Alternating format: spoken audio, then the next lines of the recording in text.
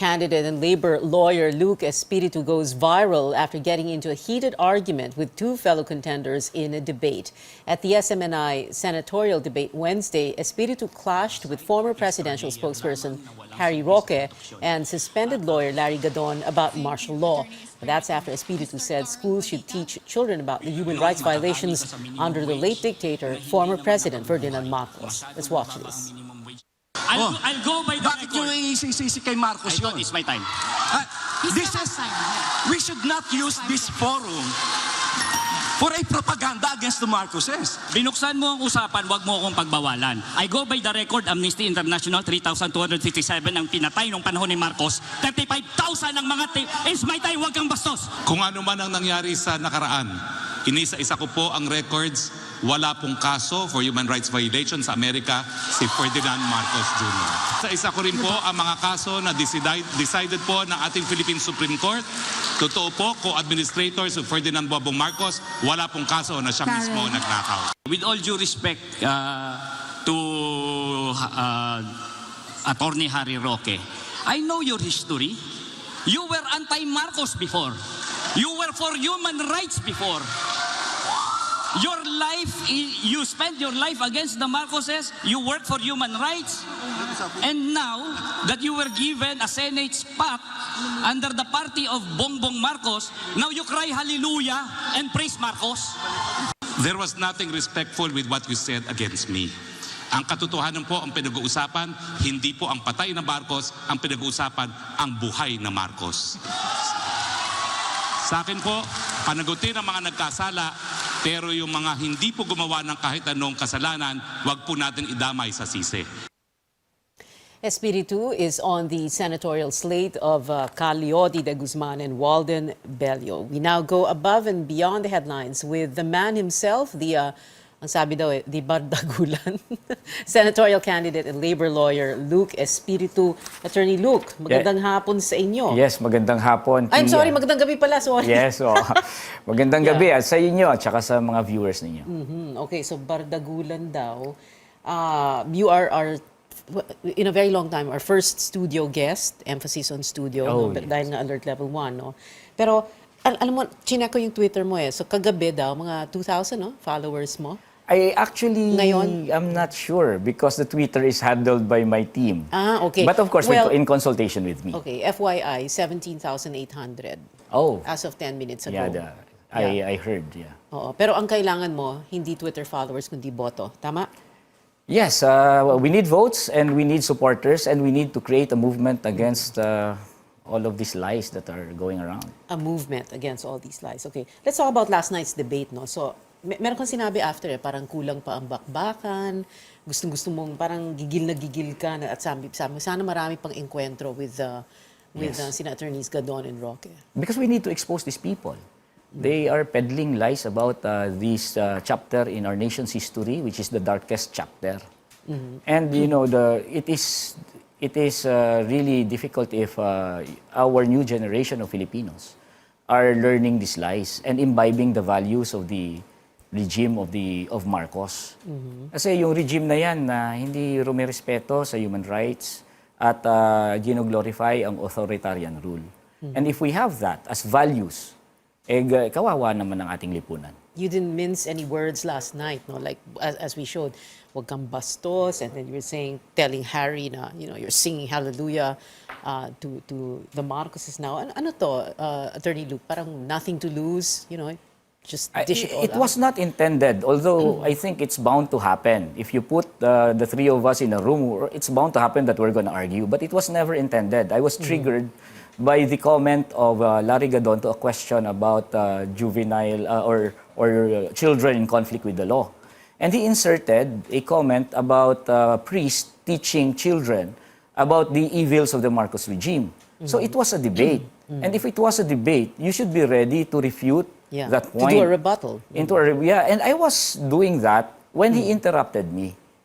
Kung hindi niya ako in-interrupt, hindi naman ganun ka acrimonious ang exchange. But he did So I had to stand my ground. And then Harry Roque came to his defense, and I also have to answer Harry Roque. So that's what happened. If he did not insert that comment, I would just have answered the questions. that were thrown to us by the panel. Okay. Meron ka ring sinabi kagabi, no? Medyo nakaka-nervous kasi when someone, politiko, kandidato, or lawmaker, the minute you say, with all due respect, parang hindi totoo eh. Parang bardagulan na talaga. That's what we do in court because for me, our training as lawyers, if we may argue and then heatedly, but then after that we call ourselves pañero, and that's actually how we address each other with all due respect. That's genuine because I'm not against you personally. That's our training as Yeah. lawyers. But you are against what they say. What they represent. What they represent. And we could have a heated argument, but later on, we could call ourselves pañero, no problem.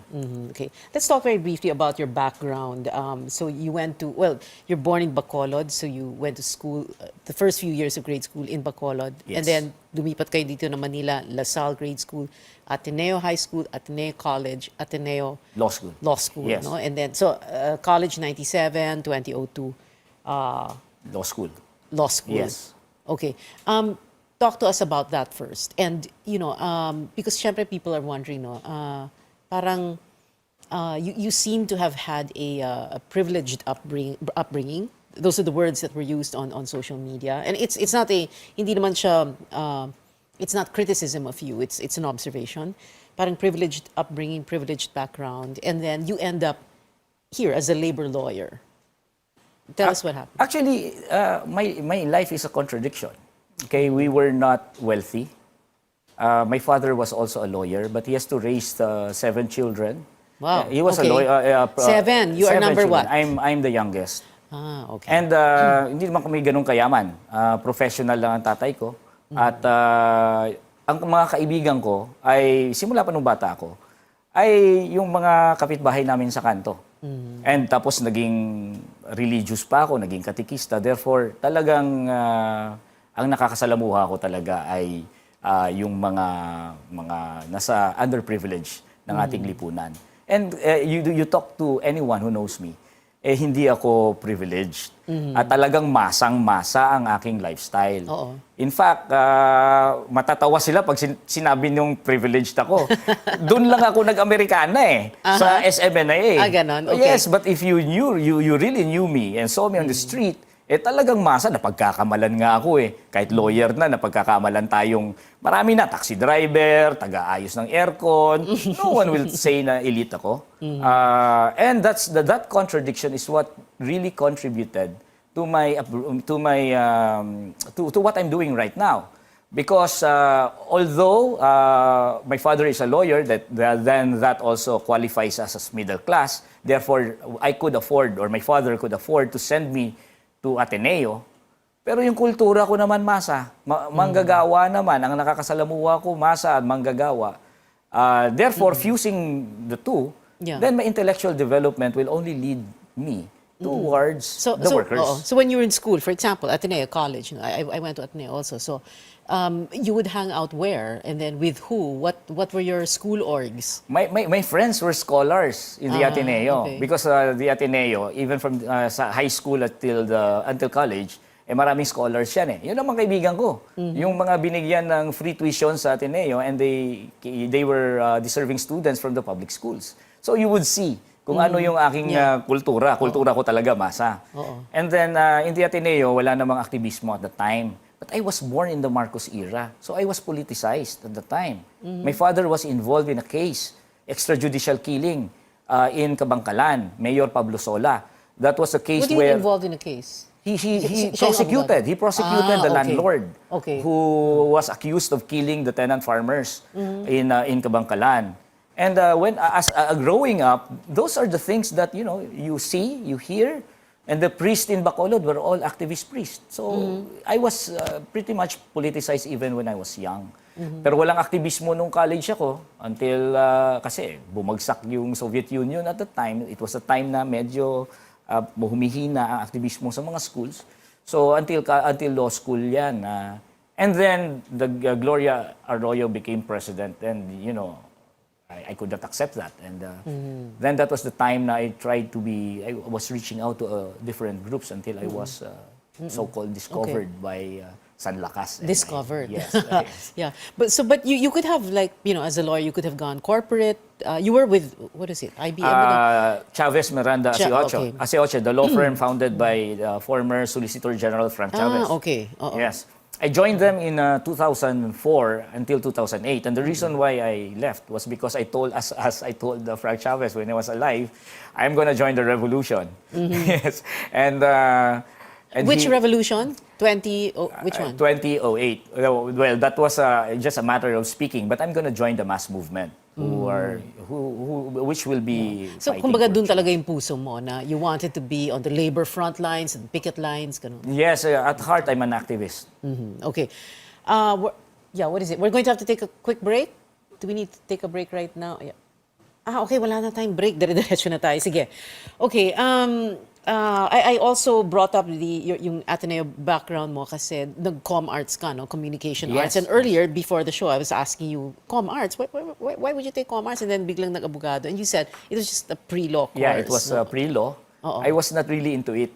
So I just, my aim Paano ka is really to become a nakapasa? lawyer. It was a random choice in the Ateneo. I just wanted to breeze through college so that I will have a pre-law degree. And then I'll proceed to law school. Okay. And, well, I was wondering also communications, which could mean that, alam mo yung value of communicating and therefore, value of communicating in a clear and concise manner, the way you did. No, I as a learned that lawyer. not from school. Not from school. I learned that from Ninoy Aquino and from the great orators like Malcolm X. I study them. I study their style because honestly, I think that it's part of convincing our kababayans. Okay. Let's talk about the legislation, the kind of legislation you would like to do if you are elected. Although, if you look at the surveys, parang medyo nandun ka sa Yeah, I'm baba. at the bottom. Yeah, Yes. okay.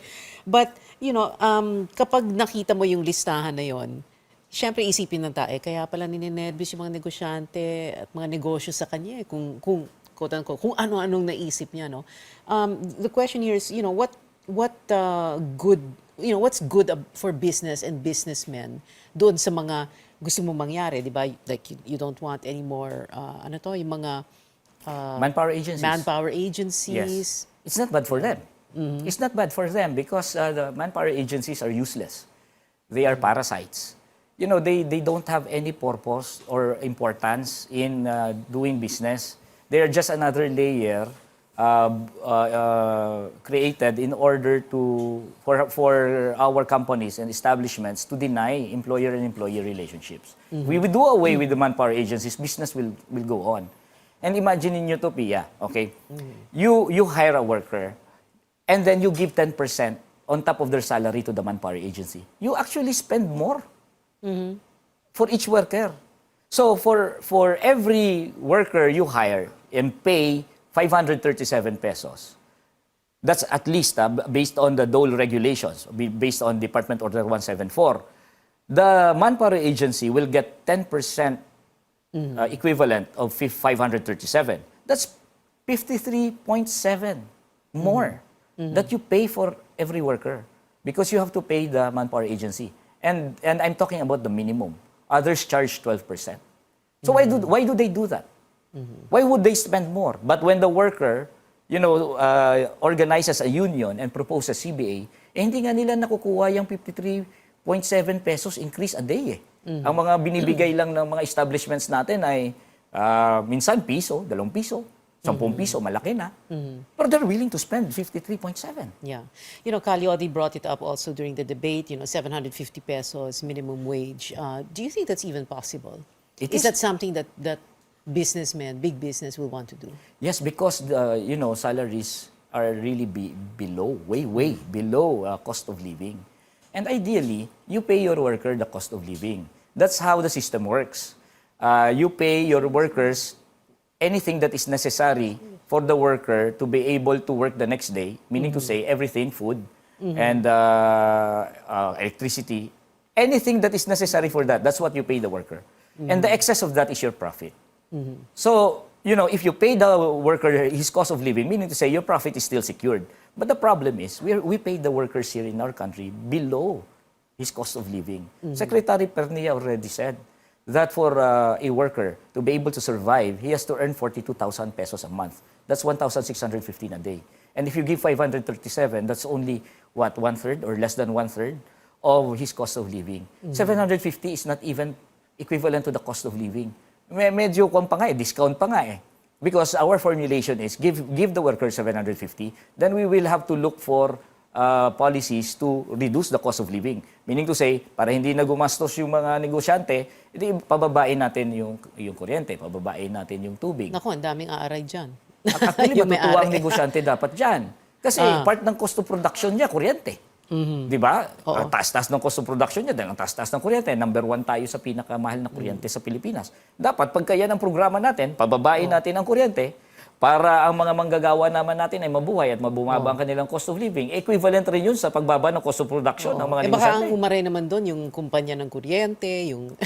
Ay, dapat lang, alam mo, yung sobra-sobra tubong lugaw yung kita nila. I also represented, the Watchdog Freedom from Debt Coalition in the ERC. Ang laki-laki ng kinikita nila, guaranteed, na return on rate base. Hindi sila aaray dapat doon. Like for example, kumikita ka halimbawa ng 10 million sa isang negosyo mo. Babawasan mo yung 10 million ng 2 million. Mayroon ka pa rin 8 million. Binawasan mo ng 2 million. Hindi ka na ba magnenegosyo nun? May 8 million ka pa nga eh. Konting bawas lang para naman medyo makatarungan naman ang ating sistema dito. Do you really think you can win? Or is this like, parang the impossible dream, Don Quixote, going up against the windmills? There are two aspects to the way I see it. By the way, you have 18,300 followers now. I just checked on Twitter. Oh, Yeah. okay. Going back to that question, Yes, the question. There are two ways I look at it. I would like to adopt yung sinabi na Italian socialist, Gramsci. Sabi niya, pessimism of the intellect, optimism of the will. Meaning to say, when you look at things and evaluate things, you must, have the pessimism of the intellect. You accept what are your weaknesses and try to assess. But then optimism of the will, meaning to say, you have to move forward and fight for victory. And that's what we do. I see the surveys, mababa ako. Pero that does not stop us from campaigning for victory. Now, whatever is the result, and then it will just be a step for us for further victory. We will never stop until we win. Attorney Luke Espiritu, who took the internet by storm since last night, and now 18,300 ba? 18,300 followers on Twitter. Thank you so much for being with us. Maraming salamat. Maraming salamat.